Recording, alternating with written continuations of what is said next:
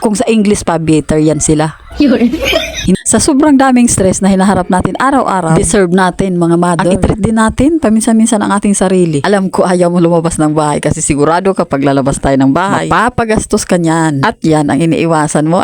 Kung yan ang dahilan mo, well, parehas tayo. Kasi siyempre tayo, ang lagi nating pinaghahandaan ay yung mga pangangailangan ng mga bata. Baka may biglaan na bayaran, projects. Kaya ang gusto natin, itatago lang ang pera. Kaya ang resulta, napakaraming nanay na stress, bagot, dahil hindi na nai-enjoy ang buhay. Kaya wag nating pagdamutan ang sarili. Gawin natin kung ano ang ikakasaya natin. Maiksi lang ang buhay, kaya sulitin natin habang nandito pa tayo sa mundong ibabaw. Halimbawa, gusto mo maglalaro ng ganda-gandahan, pero pinipigilan mo lang ang sarili mo kasi ayaw mong chismisin ka ng mga kapitbahay mo.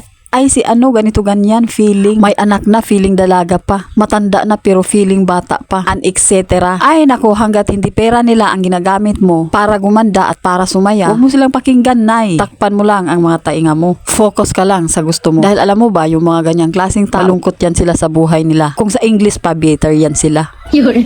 Hindi sila masaya sa buhay nila. Kaya kapag nakikita ka nilang masaya ka, nasasaktan yan sila, naiinis. So, ano nga bang dahilan kung bakit sila naiinis? Kahit wala ka namang ginagawa sa kanila, ginagawa mo lang naman kung saan ka masaya. Ganito kasi yon. Walang ibang dahilan kung bakit nagagalit sa'yo ang isang tao. Na kung isipin mo ng paulit-ulit, wala ka namang ginagawang masama sa kanila. Pero bakit ba sila nagagalit sa'yo? Ito lang ang tanging dahilan. Inggit lang ang dahilan. Naiinggit sila kasi hindi nila kayang gawin ang kaya mong gawin.